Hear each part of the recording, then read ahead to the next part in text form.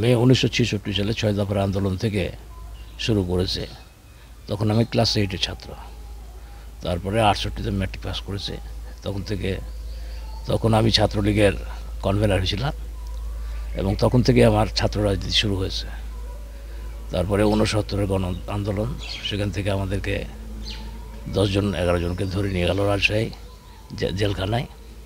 সেখান থেকে ছুটে আসার পর আমরা বঙ্গবন্ধুর সাথে রাজনীতি করেছে।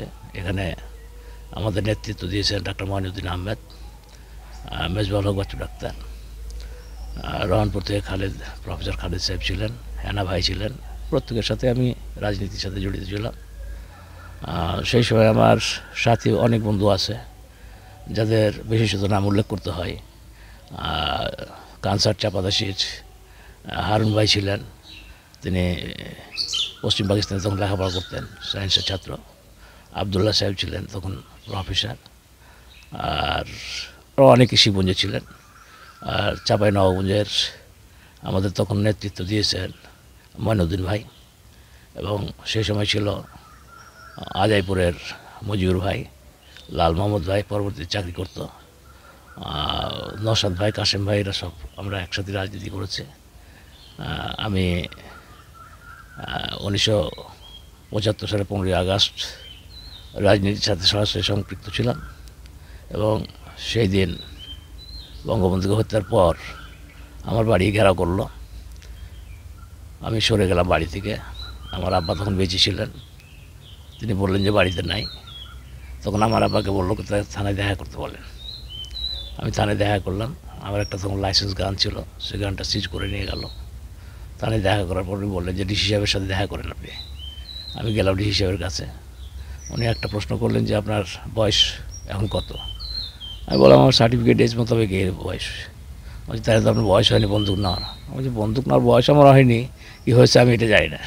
আমি যেহেতু রাজনীতির সাথে জড়িত ছিলাম, আমার প্রয়োজন ছিল, আমার বাড়িতে ডাকাতিও হয়েছিল, এই কারণে একটা বন্দুক আমার প্রয়োজন আছে। এই কারণে ডাক্তার ভাইকে বলে আমি পেয়েছি। তো এখন আপনাদের যা খুশি তাই করতে পারে। পরবর্তী সময়ে এখানকার ওসি খাদিমুল ইসলাম ছিলেন। তিনি বললেন যে আপনি যদি সুস্থ রাজনীতি করতে চান তাহলে এখন চুপচাপ থেকে যান, আর রাজনীতির অঙ্গনে দৌড়ঝাঁপ করেন না, তার কারণ পরিস্থিতি স্বাভাবিক না হওয়া পর্যন্ত আপনি এগুলোর মধ্যে যায় না। আমাকে খুব ভালোবাসতেন উনি। ঠিক ওইভাবেই আমি থেমে গেলাম। পরবর্তী পর্যায়ে আমারই সাথী মুক্তিযোদ্ধা, আমার আত্মীয়, বিএনপির এমপি সাহেব, সাবেক এমপি ডাক্তার মোহাম্মদ শাহজাহান মিয়া, অধ্যাপক শাহজাহান মিয়ার সাথে আমি পড়শা গেলাম প্রকিউরমেন্ট, রাইস প্রকিউরমেন্ট। ওখানে থাকতে থাকতেই জিয়াউর রহমান ওনাকে ডাক দিলেন, উনি চলে গেলেন। আর আমার আব্বা অসুস্থ থাকার কারণে আমি চলে আসলাম বাড়ি। পরবর্তী পর্যায়ে এক বন্ধুর পরামর্শে আমি সমাজসেবা চাকরির ইন্টারভিউ দিই এবং আমার চাকরি হয়ে যায়। দিয়ে আমি চাকরিতে ঢুকে যাই। তখন থেকে আমার রাজনীতিতে ধামাচাপা পড়ে যায় অনেকটা। পরবর্তী পর্যায়ে রাজনীতি করার ইচ্ছা থাকলেও করি নাই, যেহেতু পরিবেশ তখন নোংরামি শুরু হয়ে গেছে।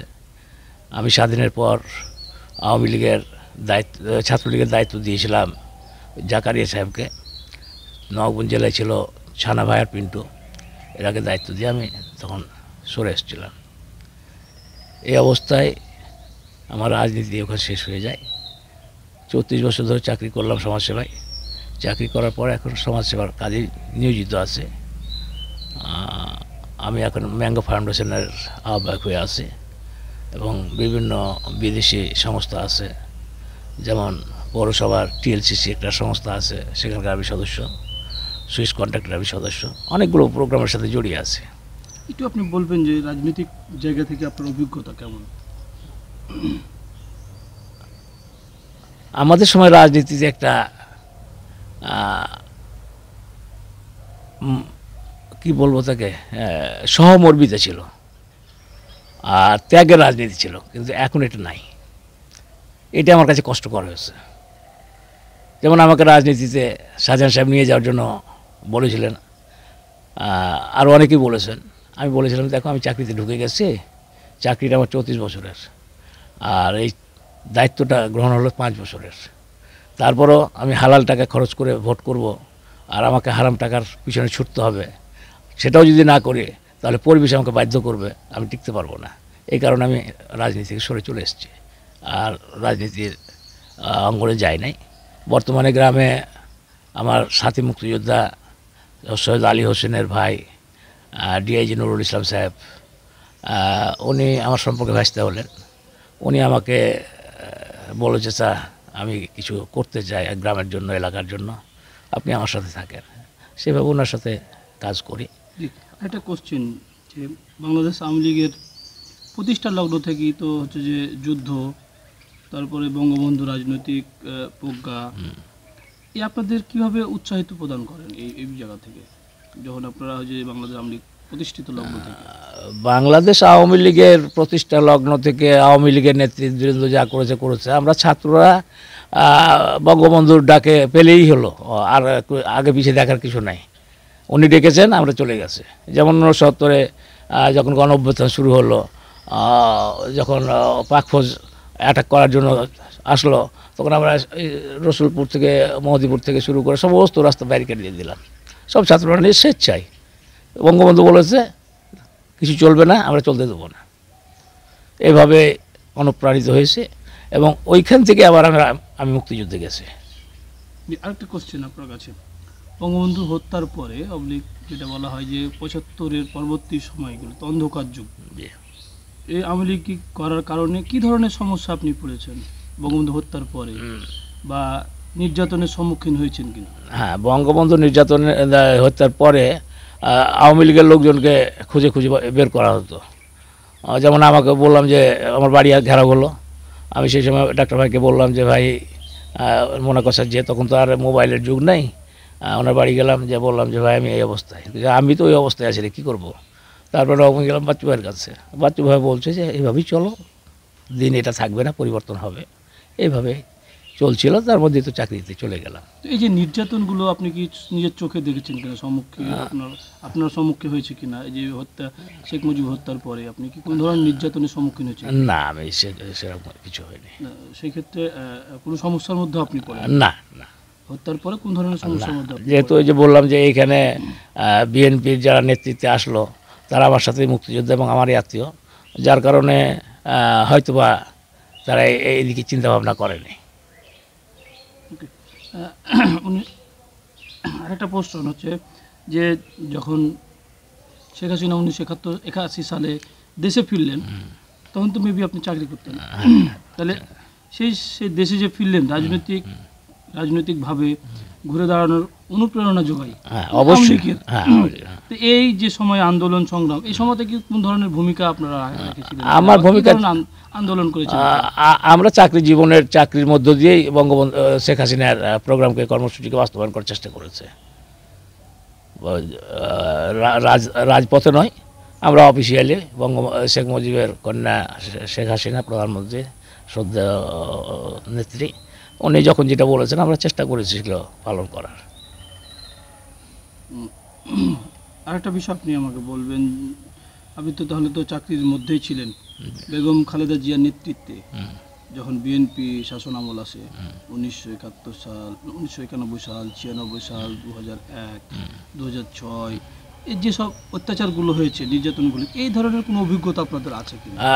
নির্যাতন হয়েছে অনেক, আমাদের সহকর্মীকে চাকরি থেকে ট্রান্সফার করা হয়েছে, অনেক কিছু করা হয়েছে। আমার জন্য হয়নি, কিন্তু হয়েছে। সে সময় আসলে তো রাজনীতি বলে কিছু ছিল না। জিয়াউর রহমান ক্ষমতায় আসার পরও ঘাটের তোলা দিয়ে ছাত্ররাকে নষ্ট করেছে। তারপর লুটপাটের রাজনীতি শুরু হয়ে গেছে, এইভাবেই চলতে আছে। তার পরবর্তী পর্যায়ে আপনারা দেখতেই পাচ্ছেন, আর এটা বলার কিছু নেই। একটা শেষ আপনার কাছে কোশ্চেন, যে আপনি তো দীর্ঘদিনের আওয়ামী লীগ করে আসছেন, প্রবীণ একজন আওয়ামী লীগ নেতা, তো সেক্ষেত্রে বর্তমান আওয়ামী লীগ বা সহযোগী অঙ্গ সংগঠন যেগুলো আছে নেতাকর্মী, সেই নেতাকর্মীদের কি ধরনের পরামর্শ দিবেন আপনি? আমার পরামর্শ দেওয়ার মতো ক্ষমতা ওদেরকে নাই, কিন্তু আসলে ওরা পরামর্শ নিবেও না। আসলে বঙ্গবন্ধু কন্যা যে কর্মসূচি বাস্তবায়ন করছে, কর্মসূচি দিচ্ছে, যেভাবে এগিয়ে যাচ্ছে, এরা সেটাকে নস্যাৎ করে দিচ্ছে। কেন আপনার পরামর্শ শুনবে না? আপনি তো অনেক প্রবীণ একজন নেতা। আমার মতো কেন, ওই যে আমি বললাম যে আমি নূর আলম সিদ্দিকীর সাথে ঢাকাতে আমি কথা বলেছি। পরবর্তী পর্যায়ে রাজ্যভাষী তখন আমাদের নেতা ছিলেন সান্টু ভাই, লাইজুয়া পায়রা। আসলে বলছে যে আর কিছু করার নাই, ছাত্রদের চরিত্র নষ্ট হয়ে গেছে। এই কারণে কি আপনি বলতে চাচ্ছেন যে প্রবীণদের কোনো নেতা কর্মীরা হ্যাঁ। পরামর্শ শুনবেন না? পরামর্শ শুনবেন না, এবং এরা তাদের কাছে অবাঞ্ছিত। পুরাতন আওয়ামী লীগ, ছাত্রলীগের যে সমস্ত নেতৃবৃন্দ কিংবা কর্মী আছে সবই অবাঞ্ছিত এখন। বরং এখন আমি যেটা দেখি, যে বিএনপি থেকে, জামাত থেকে এবং অন্যান্য লুটেরা দল থেকে যারা ছুটে এসছে, তারা এখন আগাছাড়িতে এসে দখল করে বসে আছে। একটু আপনার পুরো নাম বলবেন? আমার নাম মোহাম্মদ আব্দুল কুদ্দুস। আর পদবিটা? পদবী চাকরি জীবনে আমি সুপারভাইজার ছিলাম, আর মুক্তিযোদ্ধার ক্ষেত্রে সাবেক কমান্ডার ছিলাম স্বাধীনতার পর। আর এখন আমি দায়িত্বে নেই, একজন মুক্তিযোদ্ধা হিসেবে কাজ করি যতটুকু। আওয়ামী লীগের কোনো ধরনের কোনো পদে বা আগে কোনো পদে ছিলেন? আওয়ামী লীগের পদ স্বাধীন হওয়ার পরে আওয়ামী লীগের পৌর কমিটি থেকে আমাকে মুক্তিযোদ্ধা সম্পাদক হিসেবে রেখেছিল, কিন্তু আমি যেতে পারতাম না এবং আমার মন টানতো না।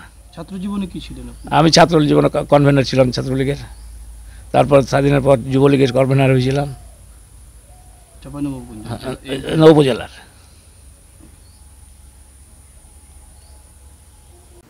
আমরা তখন তো আমরা তরুণ এবং কিশোর, ঠিক সেই সময় বঙ্গবন্ধুর নাম আমরা শুনতে পাই। তারপর বিভিন্ন পত্রপত্রিকায়, তখন তো এরকম ইলেকট্রিক মিডিয়া ছিল না, শুধু প্রিন্ট মিডিয়ার উপর নির্ভরশীল ছিলাম আমরা। তখনকার সময় ইত্তেফাক, পূর্বদেশ, এই সমস্ত পত্রপত্রিকা পড়তাম। ঠিক সে সময় এক আন্দোলন আরম্ভ হয়ে গেল সারা বাংলাদেশব্যাপী। সেটা হচ্ছে গণ অভ্যুত্থান, 1917 গণ অভ্যুত্থান। বঙ্গবন্ধু যখন একটি স্লোগান ছিল, জেলে তালা ভাঙবো, শেখ মুজিবকে আনবো। তখন আমাদের যতটুকু বঙ্গবন্ধু চিনা দরকার তার থেকে বেশি আবেগ একটি কাজ করেছিল। পরবর্তীতে জানলাম যে ইনি এমন একজন মানুষ যিনি বাঙালি জাতির জন্য এক দেবদূত হিসাবে আমাদের মধ্যে আবির্ভাব ঘটেছে তার। সেই ক্ষেত্রে আমরা বঙ্গবন্ধুকে লক্ষ্য করলাম যে তিনি এদেশের বাঙালি জাতির প্রতি যে শোষণ এবং শাসন, এই বৈরী অবস্থা থেকে মুক্তির জন্য তিনি প্রাণপণ লড়ে যাচ্ছেন বাঙালি জাতিকে ঐক্যবদ্ধ করে। আর তখন একটু এমন একটা অবস্থা সৃষ্টি হয়েছে তার নেতৃত্বে বাংলাদেশে, যে উত্তাল গণজাগরণ। সে গণজাগরণ ছিল যে বাঙালির মুক্তির গণজাগরণ, আর তার মূল নেতৃত্ব ছিলেন বঙ্গবন্ধু শেখ মুজিব। একটি বিষয় আপনি বলবেন যে বঙ্গবন্ধু শেখ মুজিবুর রহমান যেন হত্যা হয়, তার পরবর্তী যে 75 অন্ধকার যুগ হয়েছে, আওয়ামী লীগ করার কারণে অনেক সমস্যায় পড়েছিলেন আপনারা। এই যে নির্যাতনের সম্মুখীন হয়েছেন কিনা, কী ধরনের সমস্যায় পড়েছিলেন হত্যার পরে? 75 15 আগস্ট যখন বঙ্গবন্ধুকে আমরা হারালাম এক নিষ্ঠুর হত্যাযজ্ঞের মধ্যে দিয়ে, তখন আমার বাড়ি ব্যক্তিগতভাবে আমার বাড়ি ঘিরে নিয়েছিল পুলিশ। তারপর দিনে এসে পুলিশ ঘিরেছিল এবং অকথ্য ভাষায় গালিগালাজ। আমাদেরকে প্রায় থানায় গিয়ে হাজিরা দিতে হতো। থানায় যেতাম, মাঝে মাঝে যেতে হতো, মাঝে মাঝে ফের আবার খোঁজ নিতে হতো। এখানে সার্কেল অফিস ছিল, সার্কেল অফিসে হাজিরা দিতে হতো এবং আমাদের গতিবিধি অসত্য কথা বলে আমাদেরকে চাপের মধ্যে রাখার চেষ্টা হতো। এমন এক পরিস্থিতিতে বৈরী পরিবেশে আমরা তখন সময় কাটিয়েছি। আর জামাত বিএনপি, বিশেষ করে স্বাধীনতা বিরোধী, তখন যে জিয়াউর রহমানের নেতৃত্বে ঐক্যবদ্ধ হচ্ছেন, একত্রিত হয়েছিলেন, সেই শক্তি আমাদেরকে রাস্তায় কোনো কথা বলার সুযোগ দিত না। কী যে এক ভয়ঙ্কর যুগ, ভয়ঙ্কর সময়, তা আমি ভাষায় প্রকাশ করতে পারবো না। একটি কথা বলবেন, যখন শেখ হাসিনা দেশে ফিরলেন 1981 সালে, তখন আওয়ামী লীগের যে রাজনৈতিক একটা রাজনৈতিকভাবে কিন্তু ঘুরে দাঁড়ানোর একটা অনুপ্রেরণা জায়গায়, এই জায়গাতে কোনো ধরনের আন্দোলনের সংগ্রামে আপনি অংশগ্রহণ করেছেন না? কী ধরনের আপনারা আন্দোলন করেছেন ওই সময়তে, যখন শেখ হাসিনা যখন দেশে ফিরলেন? একটু সাইলেন্ট করে দেবেন।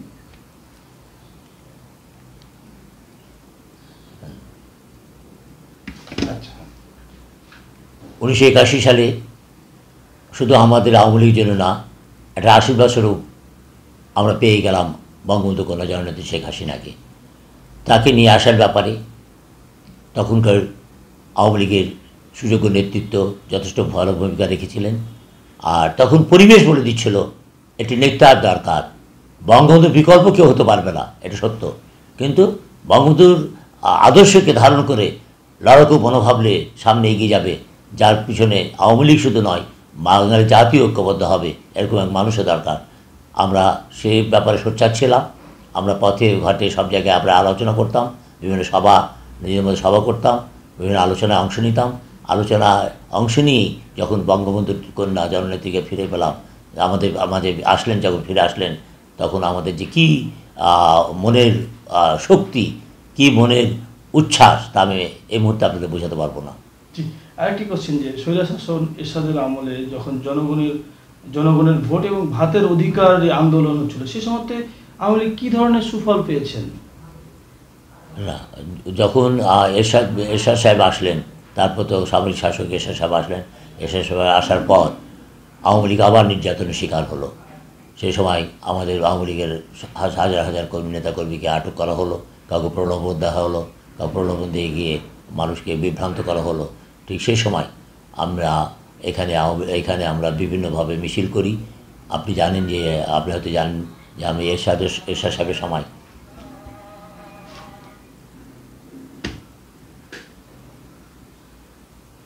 5 মাস কারাগারে ছিলাম স্পেশাল পাওয়ার অ্যাক্টে। সেই সময় প্রচুর আন্দোলন করেছি আমরা এখানে, চাঁপাইনবাবগঞ্জ জেলা, এই রহনপুর সহ বিভিন্ন উপজেলায় আমরা ভালো আন্দোলন করেছি। আমাদের সে সময় অনেক নেতৃত্ব ছিলেন, আজকে তারা অনেকে নেই, তাদের নেতৃত্বে আমরা তখন করেছি, আন্দোলন করে তুলেছি এই এলাকায়। একটি বিষয় বলবেন যে বেগম জিয়া নেতৃত্বে বিএনপি শাসন আমলে 1991, 96, 2001 এই জায়গাতে যে আপনাদের নির্যাতিত হয়েছেন বা অত্যাচার হয়েছে, এটার অভিজ্ঞতা আছে কি না? যথেষ্ট অভিজ্ঞতা আছে। বেগম খালেদা জিয়া যখন 1991 সালে আসলেন এক আন্দোলনের মধ্য দিয়ে,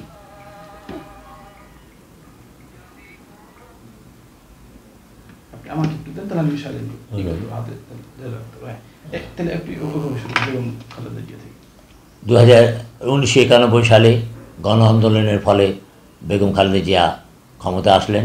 ক্ষমতা আসার পর আগের সে চেহারায় আবির্ভূত হলেন। 2-4-6 মাস একটু ছিলেন ভালো, তারপরে আবেগের দারুণ একটা চেহারা নিয়ে আবির্ভূত হলেন নেতাকর্মীকে নিয়ে।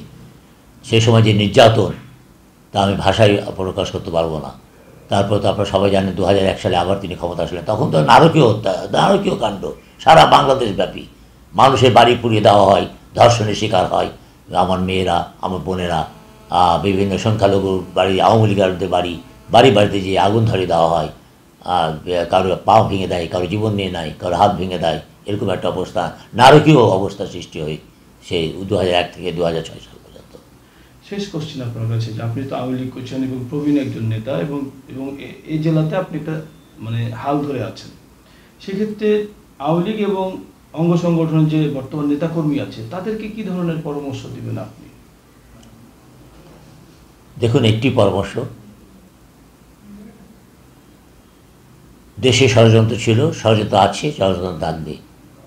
আমরা 72, 73, 74, 75 ষড়যন্ত্র দেখেছি, বর্তমানে ষড়যন্ত্র দেখছি জাতীয় বা আন্তর্জাতিক পর্যায়ে। আমাদের একটি সাহসের ব্যাপার যে আমরা কিন্তু নেতৃত্ব শূন্য নেই। আমাদের নেতৃত্বে আছে বঙ্গবন্ধুর কন্যা, সুযোগ্য কন্যা জননেত্রী শেখ হাসিনার হাতে। আমরা সকল নেতাকর্মীকে বলবো, রাজনীতি একটা জটিল প্রক্রিয়া, ক্ষমতার ব্যাপার আছে, পাওয়ারের ব্যাপার আছে, চাওয়া পাওয়ার ব্যাপার আছে, কিন্তু সব কিছু ঊর্ধ্বে হচ্ছে আমার দেশ, আমার জাতি। দেশ এবং জাতির জন্য আসুন আমরা সবাই মিলে জননেত্রী শেখ হাসিনা, বাংলাদেশ আওয়ামী লীগের সভাপতির নেতৃত্বে শুধু আমার দলের লোককে আহ্বান জানাবো না, সাথে সাথে মুক্তিযুদ্ধের পক্ষে সকল শক্তিকে আহ্বান জানাবো, আসলে আমরা ঐক্যবদ্ধ হই। 71 আমরা এই দেশে জাতি লড়াই করেছি, আমরা একটি স্বাধীনতার জন্য। আজকে আমরা লড়াই করব স্বাধীনতা চেতনাকে প্রতিষ্ঠিত করার জন্য। জয় বাংলা, জয় বঙ্গবন্ধু। আমার নাম সৈয়দ নজরুল ইসলাম। আমার পদবি হচ্ছে যে শিবগঞ্জ উপজেলা চাঁপাইনবাবগঞ্জের আমি উপজেলা চেয়ারম্যান।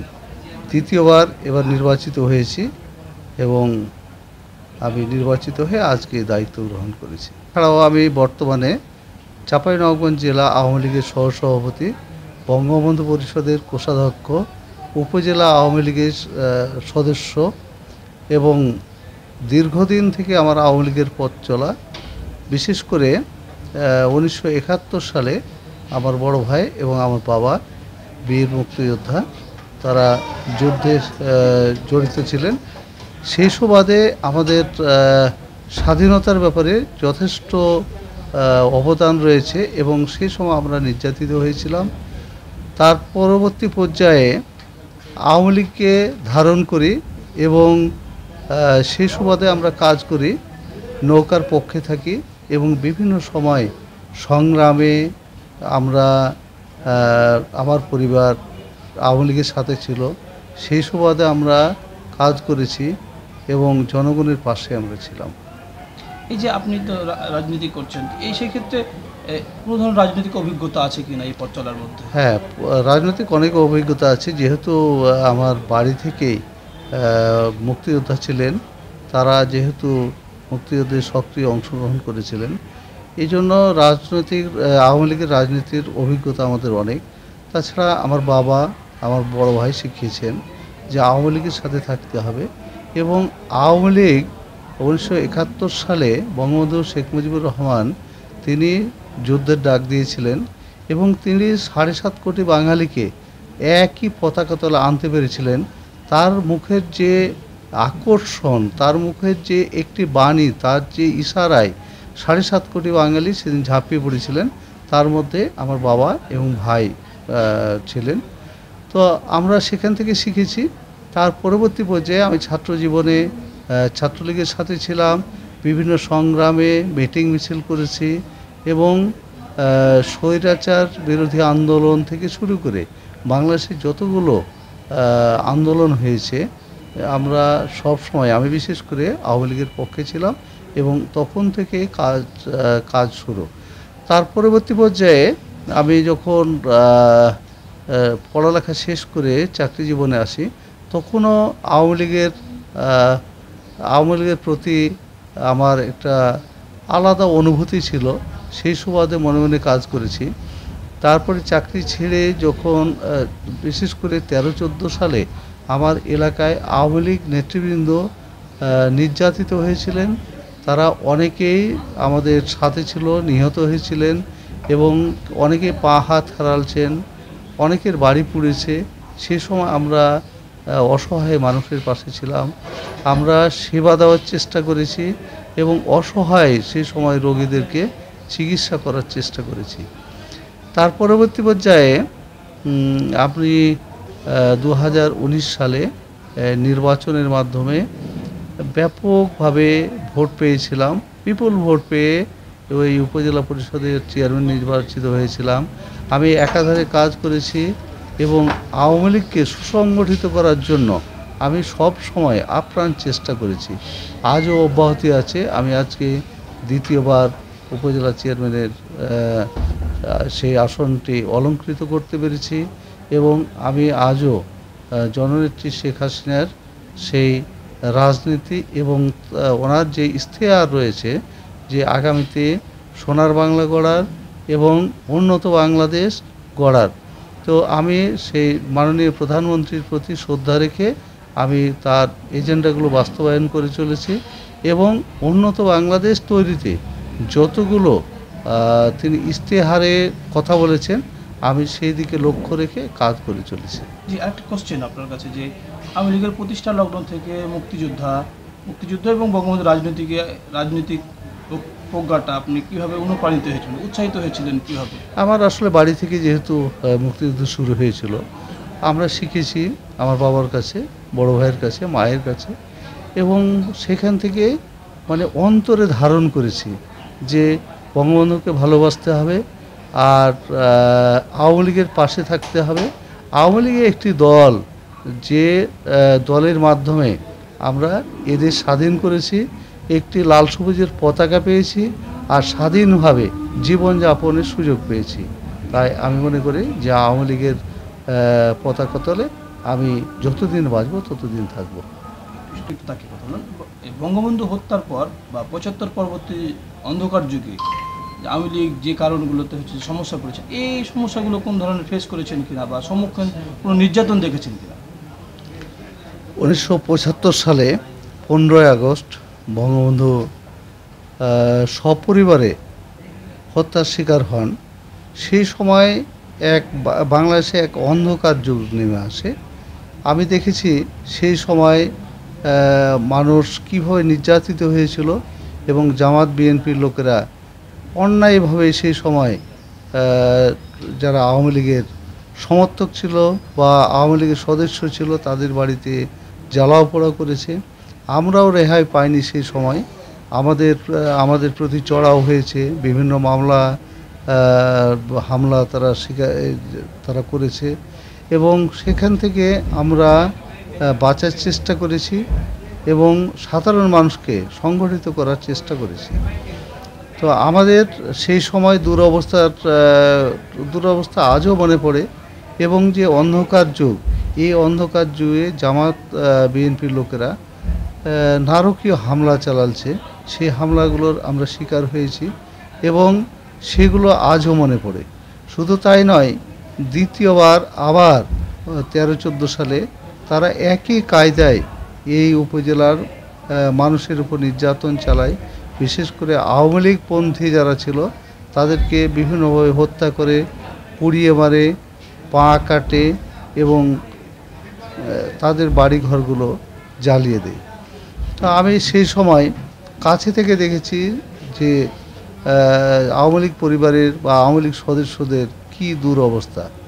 আমরা চেষ্টা করেছি তাদের ওষুধপাতি দিয়ে, তাদের পাশে থেকে, তাদের খাবার দিয়ে আমরা তাদের বাঁচিয়ে রাখার চেষ্টা করেছি।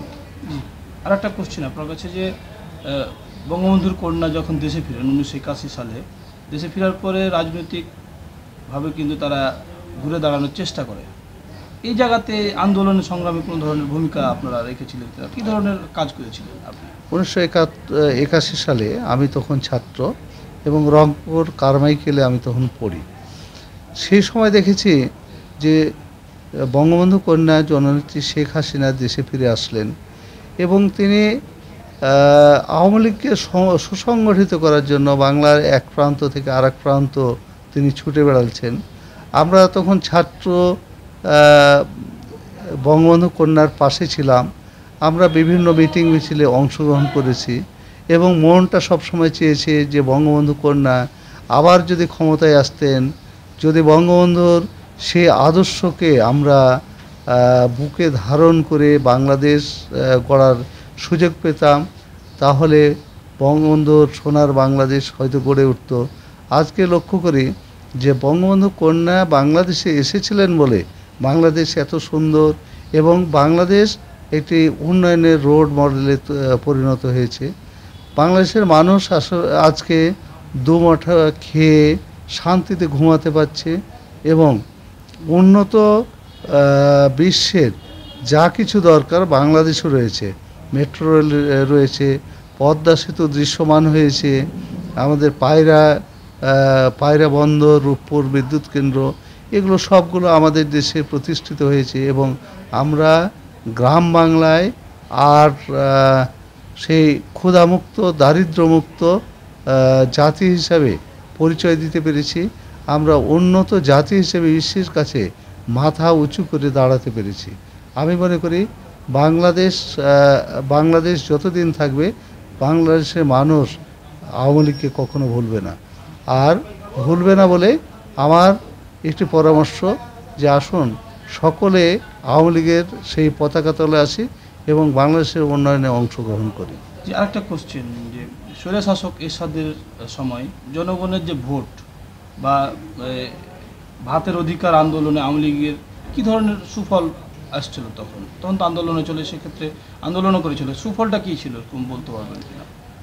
এরশাদ আমলটা ছিল আসলে কি বলবো, যে এখানে সেনাবাহিনীর একটি গ্রুপ কাজ করছিল এবং বিশেষ করে গণতান্ত্রিক সরকারকে সরিয়ে দিয়ে তারা তাদের মন গড়া সেই রাজত্ব কায়েম করতে চেয়েছিল তারা ছাত্রদের উপর ট্রাক চড়িয়ে দিয়ে বিভিন্নভাবে নির্যাতন করেছে এবং নির্যাতনের ফলে বাংলাদেশের মানুষ এই ব্যালটের মাধ্যমে তাদেরকে প্রত্যাখ্যান করেছে।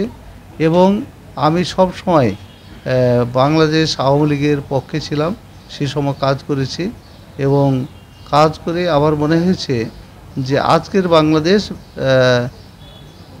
বলতে গেলে তখনের ভিত রচিত হয়েছিল এবং আজকে তত্ত্বর গতিতে বাংলাদেশ এগিয়ে চলেছে। আজকের বিশ্বের যত কিছু সুযোগ সুবিধা বাংলাদেশে রয়েছে এবং এটি থাকবে ইনশাল্লাহ। একটা কোশ্চেন আছে, বেগম খালেদার নেতৃত্বে বিএনপি শাসন আমল ছিল, তখন 1991, 1996, 2001, 2006 এই সময়তে নির্যাতন হয়েছে অনেকে, এটার কি অভিজ্ঞতা আপনার আছে কিনা? বিশেষ করে বাংলাদেশ আওয়ামী লীগ যখন 1996 সালে ক্ষমতায় আসলেন, তখন বিশেষ করে আমাদের নেত্রী তৎকালীন প্রধানমন্ত্রী জননেত্রী শেখ হাসিনা, তিনি ভেবেছিলেন যে আমার বাবা এই দেশ স্বাধীন করেছেন, আমি তার কন্যা, অতএব আমার বাবার স্বপ্নগুলো আমাকে বাস্তবায়িত করতে হবে। তিনি একাধারে কাজ করে চলেছেন এবং সেই সময় কাজ করার পরেও দেখা গেছে যে বিএনপি সরকারের কূটকৌশলের কাছে তিনি পরাজিত হয়েছিলেন এবং যখন বিএনপি ক্ষমতায় এসেছিল তখন বাংলাদেশে আবার নির্যাতন শুরু হয়েছিল এবং আওয়ামী লীগকে নিধন করার যতগুলো পন্থা ছিল তারা অবলম্বন করেছিল। সেই সময় আমি আওয়ামী লীগের পক্ষে ছিলাম এবং আমরা বিশেষ করে আমরা বলতে আমার পরিবার সেই সময় অনেক ক্ষতিগ্রস্ত হয়েছে, আর ক্ষতিগ্রস্ত হয়েছে বলে আজকে আমি চেয়ারম্যান নির্বাচিত হতে পেরেছি। আপনাকে শেষ একটা কোশ্চেন আছে যে আওয়ামী লীগ এবং সহযোগী অঙ্গ সংগঠনের যারা বর্তমান নেতাকর্মী আছে তাদেরকে কি ধরনের পরামর্শ দেবেন আপনি? আপনার পরামর্শটা কি থাকবে? আমি পরামর্শ দেব যে আওয়ামী লীগ যেহেতু মাদার সংগঠন, আওয়ামী লীগ সবসময় আমাদের পরামর্শ দিবেন এবং পরামর্শ অনুযায়ী যুবলীগ, ছাত্রলীগ তারা এগিয়ে যাবে।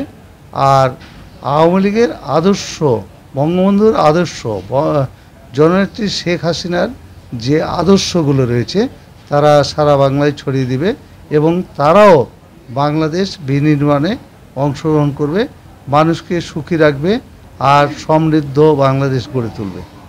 জি, থ্যাংক ইউ।